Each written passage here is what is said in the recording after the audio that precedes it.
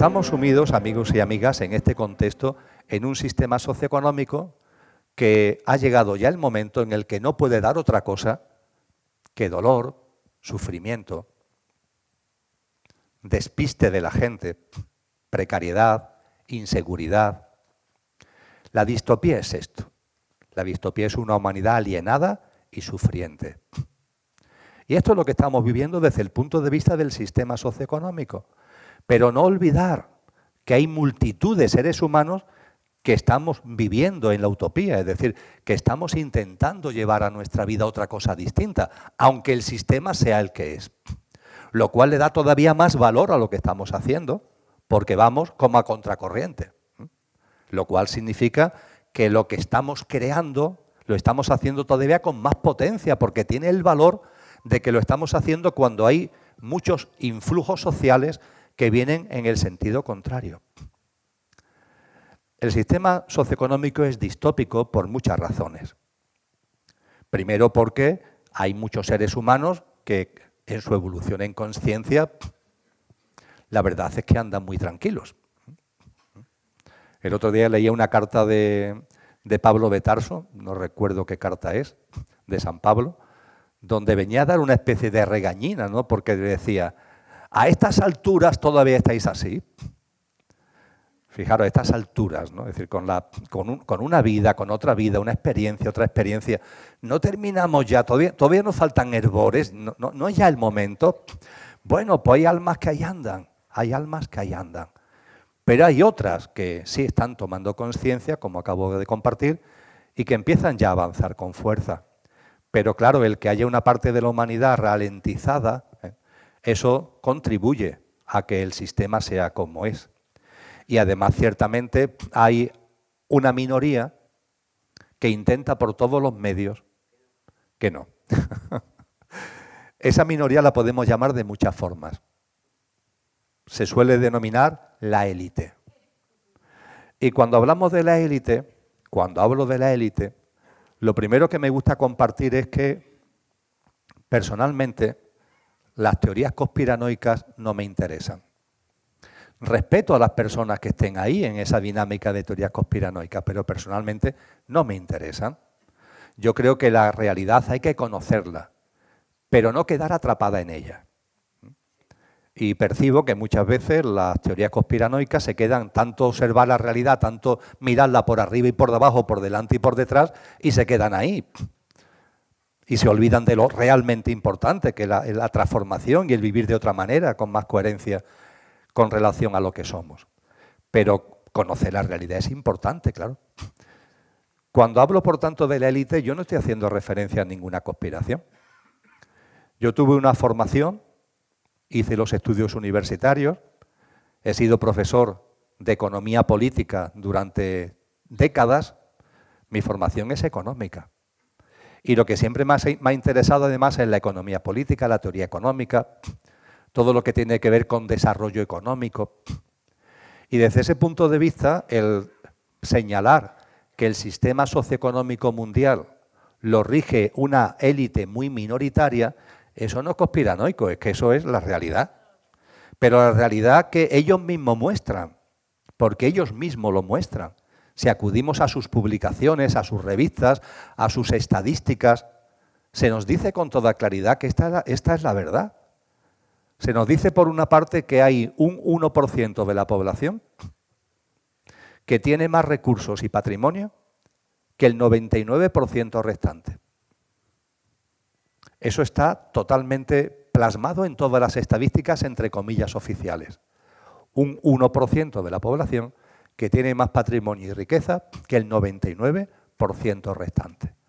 Cuando hablamos de una élite minoritaria, estamos señalando a este 1%. Pero es que además, y es muy importante, el sistema socioeconómico está regido por unas cuantas grandes corporaciones transnacionales. Y esto no lo debemos olvidar. Me gusta llamarlas los nuevos imperios.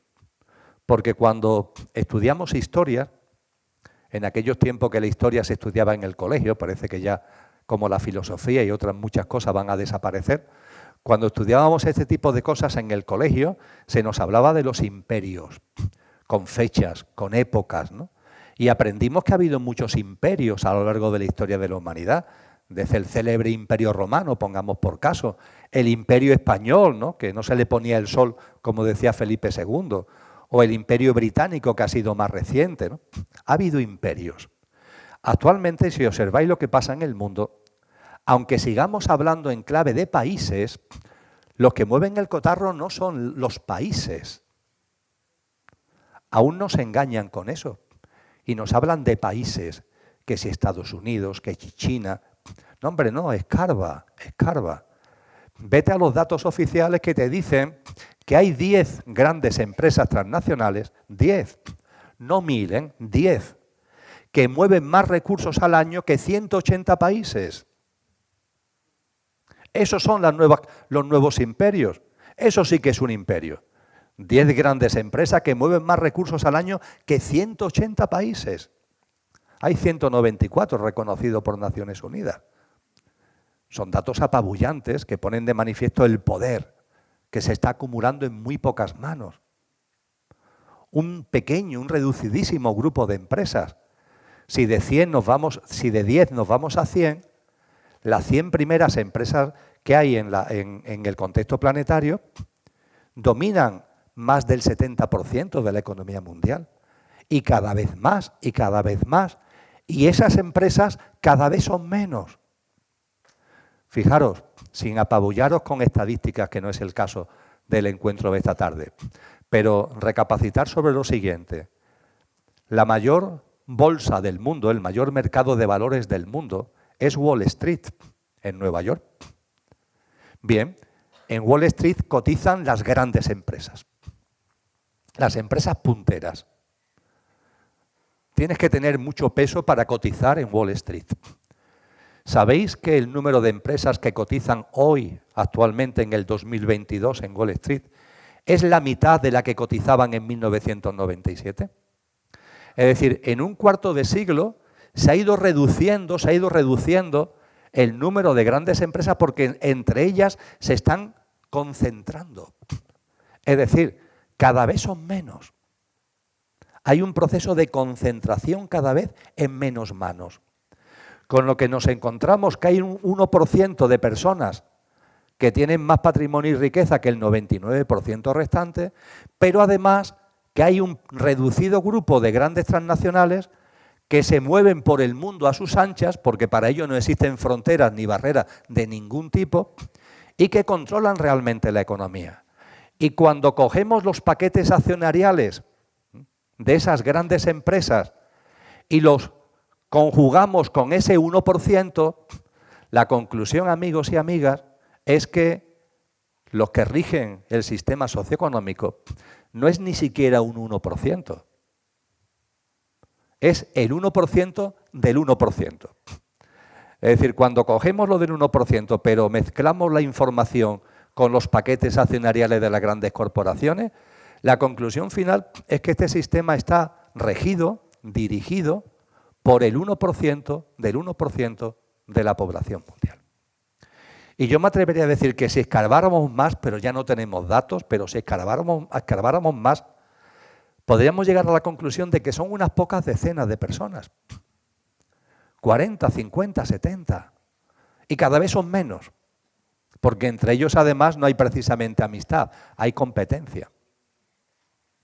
Y ese reducido grupo de personas rigen el sistema socioeconómico. Pero claro, al regir el sistema socioeconómico mandan sobre lo demás. ¿Qué gobierno se puede oponer a estas grandes corporaciones? Primero, no podrían. Segundo, no quieren. ¿Por qué? Porque los que están ahí, los que llegan a esos puestos, pasan un filtro. Y no son personas, desgraciadamente lo digo, no son personas donde la vocación de servicio público prime de tal forma que quieran convertirse en héroes. No, no. Son personas que en un momento determinado lo particular prima sobre lo público.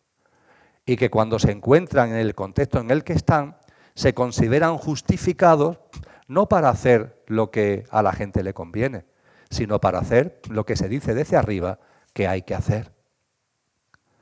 ¿No llama la atención la homogeneidad, por no decir unanimidad, a nivel mundial de los gobiernos con relación a determinadas cosas? Es muy llamativo. Vamos, es muy llamativo para el que tenga ojos para ver, ¿no? Pero es que incluso dentro de la propia península ibérica, dentro de España, ¿no ha resultado llamativo que comunidades autónomas de color político muy distinto, vamos, radicalmente distinto, el que gobierna en Cataluña con el que gobierna en Galicia, pongamos por caso, radicalmente distinto, a la hora de la verdad hacen lo mismo? A mí, de verdad, me ha dejado estupefacto. Digo, bueno, quizás en alguna comunidad autónoma, ¿no?, alguna formación política, haga algo distinto, lo mismo. Incluso da la sensación de que aquellos que, porque son más progresistas, más abiertos, podrían hacer un poquito más me refiero, de mirarnos a nosotros, de pensar en nosotros. Pues no, son los que se han investido de una autoridad que no sé de dónde le viene, para ser más papistas que el Papa incluso. Es curioso. Pero bueno, no es curioso, es la conclusión lógica, es que no puede ser de otra manera. Amigos y amigas, Aurelio ha tenido la amabilidad de repartir entre vosotros un esquemita, donde lo primero que se dice es que vivimos en una distopía. Lo segundo que se habla es de esta élite y de estas corporaciones, el 1% del 1%, y a continuación se hacen dos afirmaciones que os confieso de corazón, porque estamos hablando de corazón, que a mí personalmente me ha costado mucho trabajo asumir. Me ha costado mucho trabajo asumir. Durante años esto me parecía un imposible. Y poco a poco, por la vía de los hechos, por la vía de observar, me he dado cuenta de que, desgraciadamente, las dos cosas que voy a compartir ahora son ciertas. Lo primero, que la gente de la calle no se lo cree, te toma por loco. Quizás también alguno de vosotros y de vosotras, pero no pasa nada. Personalmente ya estoy bastante acostumbrado. Pero personalmente entiendo que no estoy loco si os digo que hay un gobierno mundial en la sombra. Un gobierno mundial en la sombra. Es un gobierno porque dirige y rige todos los destinos de la humanidad, controlan el sistema socioeconómico, como acabo de compartir, y a partir de ahí el entramado político e institucional que hay en el planeta. Por tanto, es un gobierno. Es mundial porque sus decisiones afectan al planeta, afectan a la humanidad mundialmente. Y está en la sombra porque no da la cara. No está oficializado, que es la forma, entre comillas, más astuta, claro. Pasa desapercibido. Tiene a unos marionetas y unos títeres que dan la cara, ¿eh? Y a los que votamos, no votamos, nos metemos con ellos, los insultamos, pero realmente estos son simplemente las marionetas de los que están detrás, que no vemos. Ni tienen ningún interés en que los veamos. Es un gobierno, es mundial y está en la sombra. Por eso se le puede llamar un gobierno mundial en la sombra. Y debido a que hay un gobierno mundial en la sombra, segunda afirmación tremenda, ¿qué trabajo me ha costado, amigos y amigas, darme cuenta? De verdad, ¿qué trabajo? El entramado político e institucional, todos los estamentos de poder político, económico y social que hay en la humanidad actual, repito, todos los estamentos de poder político, económico y social que hay en esta sociedad a nivel mundial, no tienen como objetivo el bien común. Me ha costado un trabajo darme cuenta de esto. Mejor dicho, darme cuenta me di cuenta hace tiempo. Pero el decir, no, es que es verdad que es así. Había algo en mí que quería negarlo. ¿Por qué? Porque refutaba todo lo que me han enseñado desde siempre.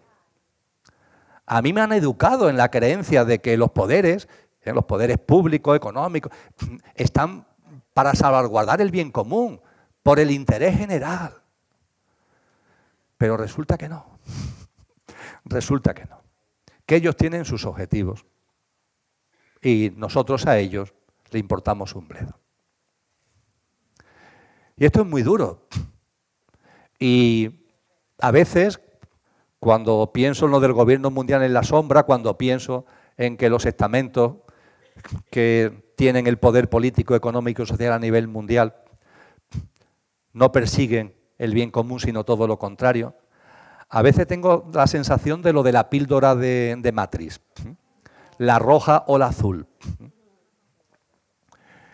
Y comprendo que haya personas que prefieran la píldora azul. Es decir, personas que dicen, mira, yo prefiero no saberlo.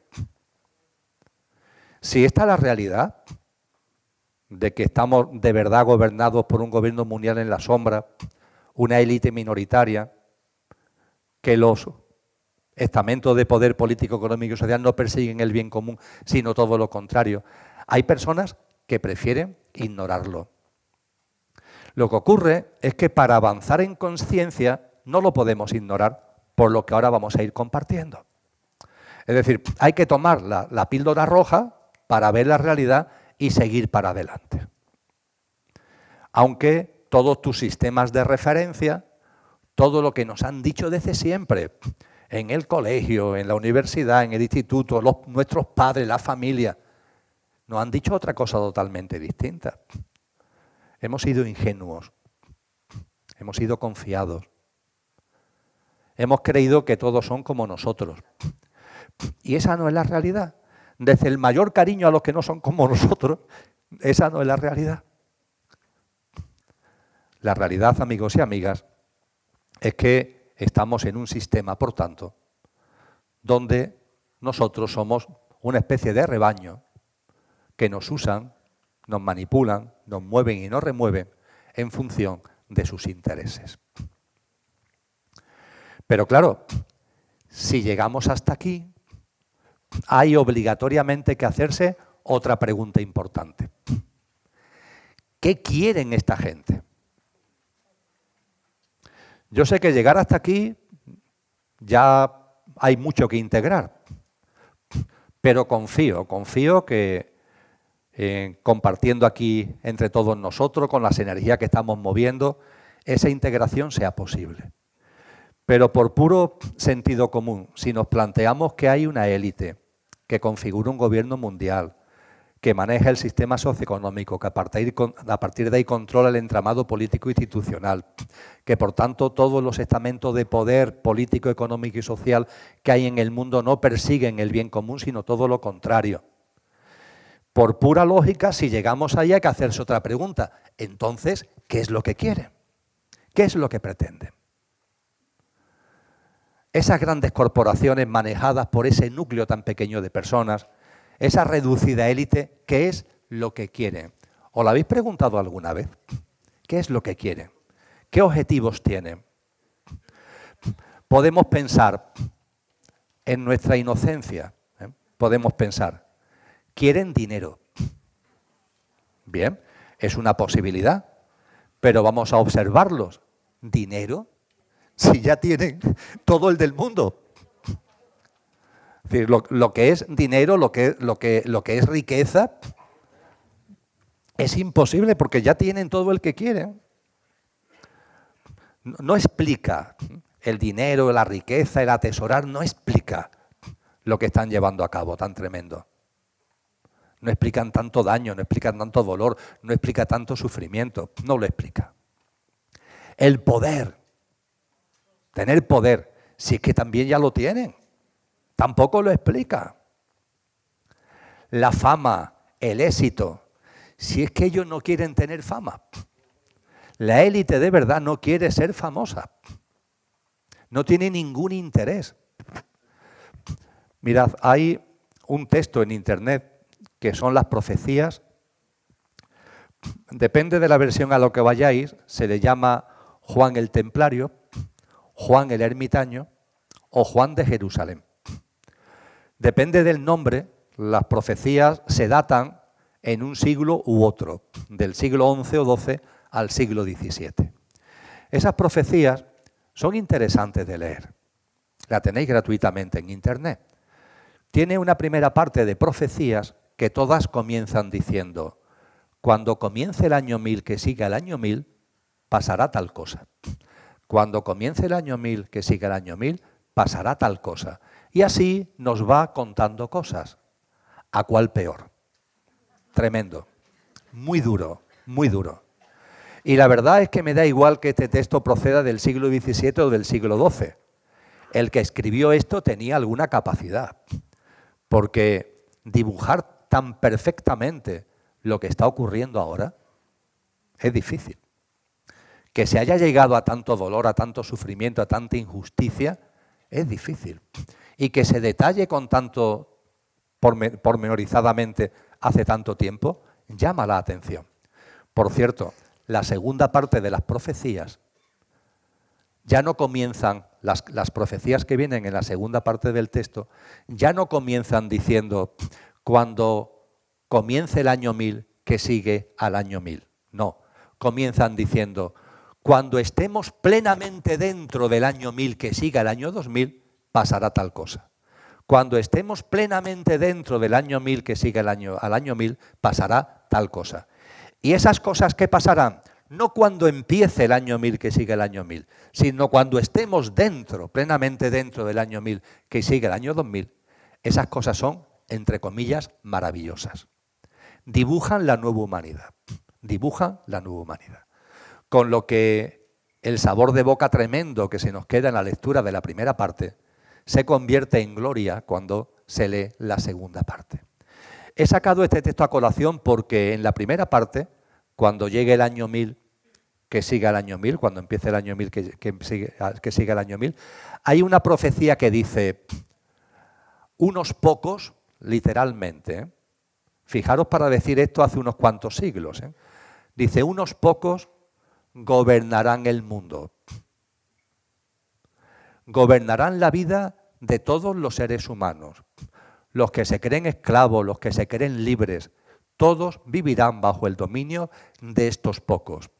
Y dice a continuación, que vivirán en el anonimato, en sus castillos secretos de bosques escondidos. Castillos secretos de bosques escondidos. Se nos traslada una idea que es muy interesante. La idea de que los poderosos de cuando llegue el año 1000, que siga el año 1000, es decir, los poderosos de este momento no querrán fama, no querrán que se les conozca.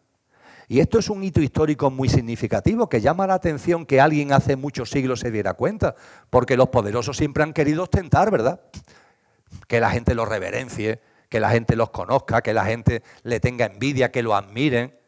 Es lo que siempre han querido. Sin embargo, Jesús dice, no. Llegará un momento, permitidme que sea ahora muy coloquial en mi expresión, que mandarán tanto que ya no necesitarán para nada que la gente lo admire ni que lo reverencie, todo lo contrario. Estarán ya en un nivel donde a la gente la considerarán un rebaño, la despreciarán. Y de ese rebaño despreciable no quieren nada. Van a querer que lo admiremos y ser famosos entre un rebaño despreciable que como nos consideran. No tienen ningún interés. Por tanto, su objetivo no es el dinero, no es el poder, no es la fama. Bueno, pues entonces, ¿qué? ¿Entonces qué? Y hay que darle vuelta de conciencia y de discernimiento. Entonces, ¿qué quieren? ¿Qué es lo que les mueve a originar tanto caos? Y ahí siguen cada vez más. ¿Qué es lo que pretenden? Y hay que, insisto, darle vuelta a la conciencia y usar el discernimiento. Y dándole vuelta al discernimiento, daréis cuenta de una cosa. Tenemos un cliché de que esa élite, los miembros de ese gobierno en la sombra, son ateos o agnósticos. Son tan, entre comillas, perversos que estas personas no son espirituales. no tienen creencias espirituales. No, esta gente son puramente materialistas y por tanto viven en lo que llamamos ateísmo o agnosticismo. Bien, pero mira por dónde, hace no demasiado tiempo, hay una plataforma llamada Wikileaks, que os sonará, que empieza a lanzar documentos, empieza a lanzar información, empieza a divulgar decenas de miles de correos electrónicos, no del núcleo duro de la élite, porque eso ni sabemos quiénes son, pero sí del círculo más cercano a ellos. Esos nombres que sí aparecen en los medios de comunicación como el no va más, que realmente están dirigidos por los que no conocemos. Y aparecen documentos, aparecen correos electrónicos de estos que están muy cerca del núcleo duro de la élite. Es curioso porque a Wikileaks, cuando empieza a sacar documentos, no se le persigue ferozmente. Pero cuando empieza a filtrar correos electrónicos que tienen el contenido que os voy a decir ahora, van a por ellos. Y en particular por su cabeza visible, que lo están persiguiendo e intentando de alguna forma destrozar desde ese momento. ¿Qué información tan importante tienen esos emails? Pues que ponen de manifiesto que esa creen de la creen tiene creencias espirituales, contrariamente a lo que hemos pensado. Oye, que no son ateos, que no son agnósticos, que tienen creencias espirituales. Pero ¿cómo van a tener creencias espirituales estas criaturas haciendo lo que hacen? Pues sí, lo que ocurre es que sus creencias espirituales no son como las tuyas. Es decir, dicho en términos muy gráficos, vosotros y yo tenemos creencias espirituales evolutivas, en conexión con la vida y con el sentido de la vida. Ellos tienen creencias espirituales involutivas. Porque la vida se puede vivir de muchas formas. Y ha habido siempre en todas las tradiciones seres espirituales de los que nosotros hablamos como espirituales, que nos han hablado de servicio, que nos han hablado de altruismo, que nos han hablado de compasión, pero también siempre ha habido seres espirituales que nos han dicho, no, el servicio a ti mismo. El servicio a ti mismo. Y esos seres espirituales aparecen en las tradiciones espirituales. En el cristianismo se habla con toda claridad de ellos, los seres espirituales involutivos. En los correos electrónicos que filtra Wikileaks no se le llama como lo llamamos nosotros, como le llaman las tradiciones, por ejemplo, cristianas, Satanás, los demonios, Belcebú, o Sorat, como lo llama Rudolf Steiner, o los asuras, como lo llaman los hinduistas, porque todas las tradiciones hablan de ellos. No, los nombres que aparecen son nombres que tienes que meterte en la enciclopedia, porque es la denominación de las fuerzas satánicas y diabólicas, la denominación que tenían hace miles de años. Tienes que remontarte a Sumeria, al Imperio Caldeo, para encontrar esos nombres. Pero en cualquier caso, más allá de los nombres, lo que tenemos ahí delante es la personificación de deidades, de seres espirituales involutivos. Y cuando esto empezamos a percibirlo, y insisto, los correos electrónicos no tienen desperdicio, que quedan en fincas concretas, quedan en sitios concretos para adorar a este, para hacerle sacrificio a este. Cuando esto lo empiezas a percibir, a mí se me vino a la cabeza esa escena tan tremenda que narran los evangelios cristianos y que muchos y muchas conocéis, pero que, como me ha pasado a mí, considerábamos que era una metáfora, hasta que te das cuenta que no es una metáfora, que te están diciendo una verdad, una realidad. Me refiero al hecho que conocéis muchos. Jesús de Nazaret es bautizado por Juan el Bautista, es bautizado el 6 de enero de un año. El año no se tiene claro, pero el Día de Reyes que nosotros celebramos, ese 6 de enero es el día que Juan el Bautista bautiza a Jesús de Nazaret. A partir de ese bautismo, comienza la vida pública de Jesús de Nazaret. Hasta ese momento se sabe muy poco de él. A partir del bautismo en el río Jordán, empieza su vida pública, que dura 3 años y pico. Bien, antes de comenzar la vida pública en febrero, finales de enero o febrero, Jesús de Nazaret se retira al desierto para prepararse. Voy a comenzar la vida pública, voy a retirarme al desierto para prepararme, para estar en silencio, para hacer ayuno, para estar en meditación, ante lo que tengo por delante. 3 años y algo más que van a terminar además como concluyeron. Y cuando está en el desierto sabéis lo que ocurre, ¿verdad? Lo narran los evangelistas, no uno ni dos, son varios los evangelistas que lo narran con toda claridad. Se le aparece un ser espiritual involutivo y habla con él. Y habla con él de una forma que merece la pena repasar.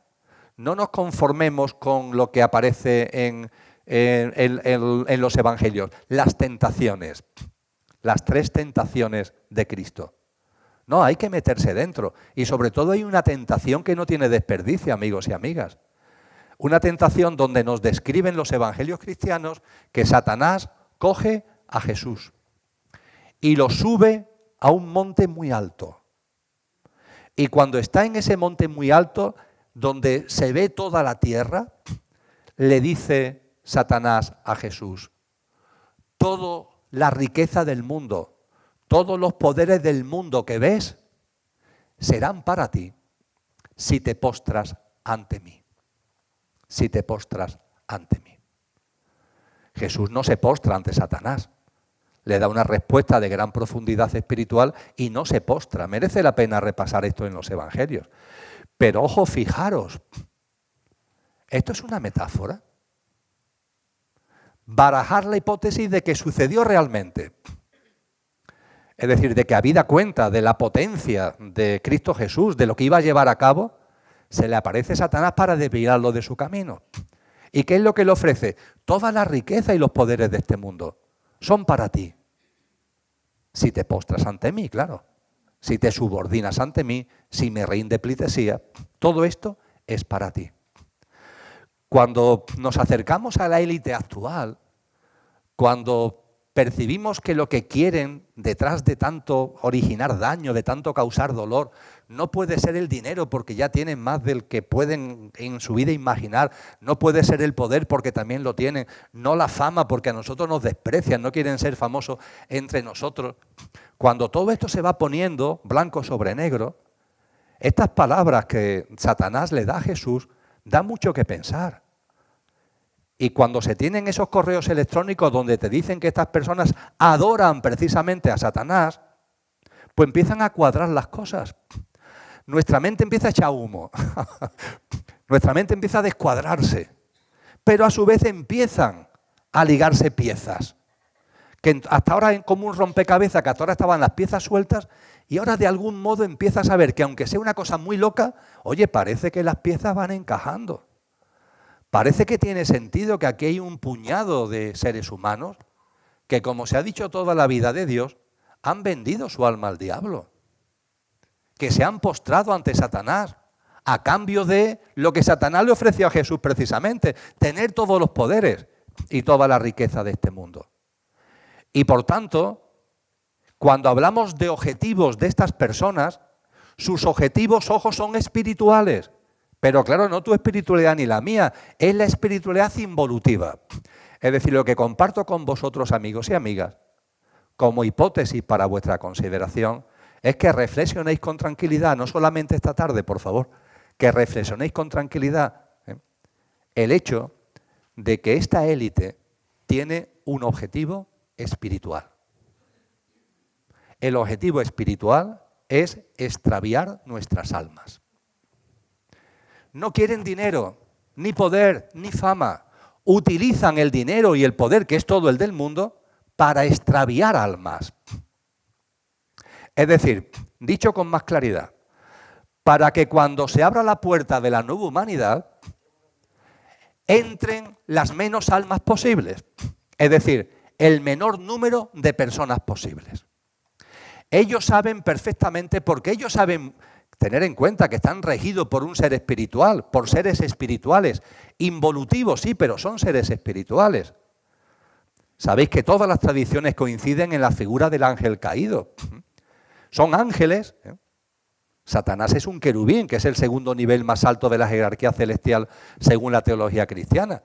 Y son ángeles que en un momento concreto se revuelven contra el sentido de la vida.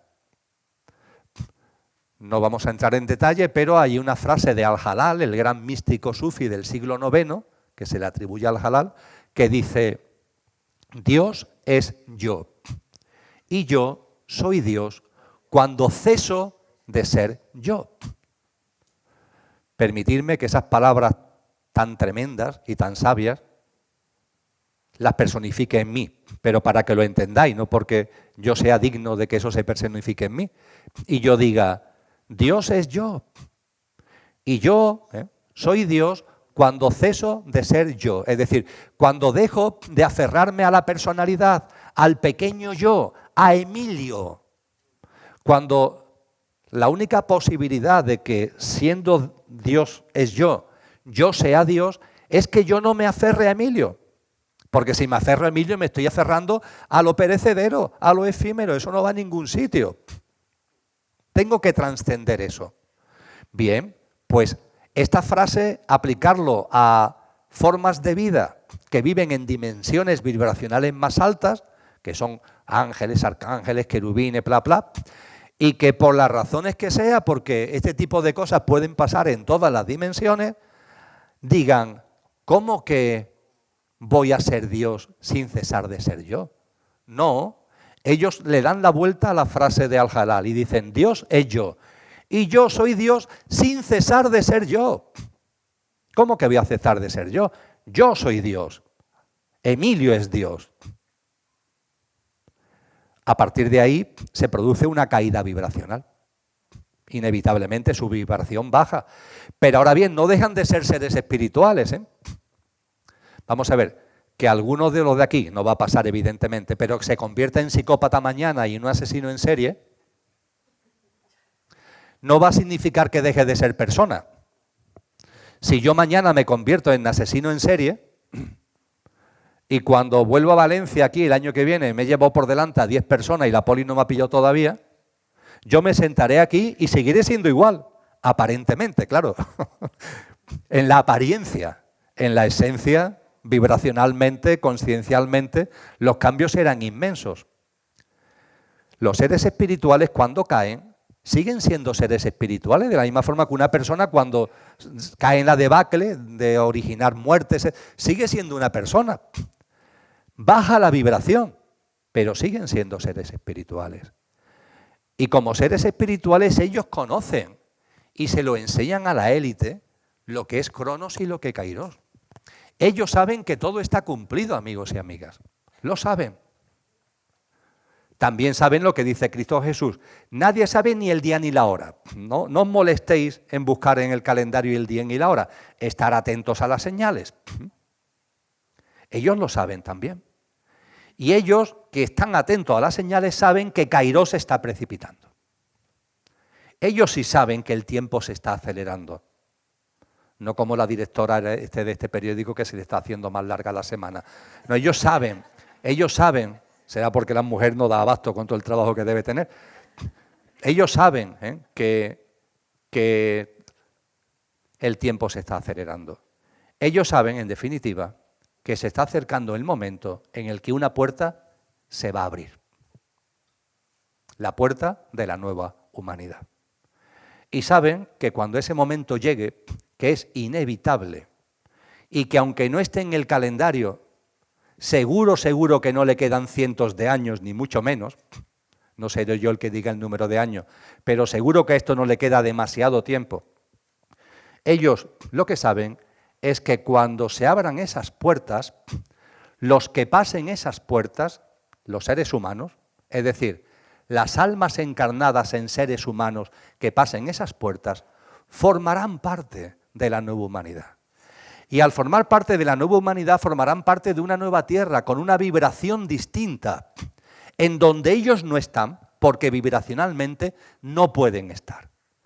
La Madre Tierra está evolucionando en vibración, la Madre Tierra va a ser el desencadenante a la vez de esa puerta que se va a abrir.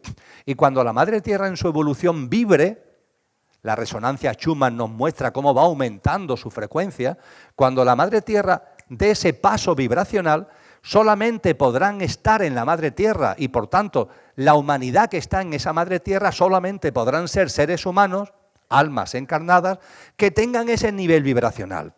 Y los que no podrán estar ahí. Y la élite sabe perfectamente que ellos no van a estar ahí.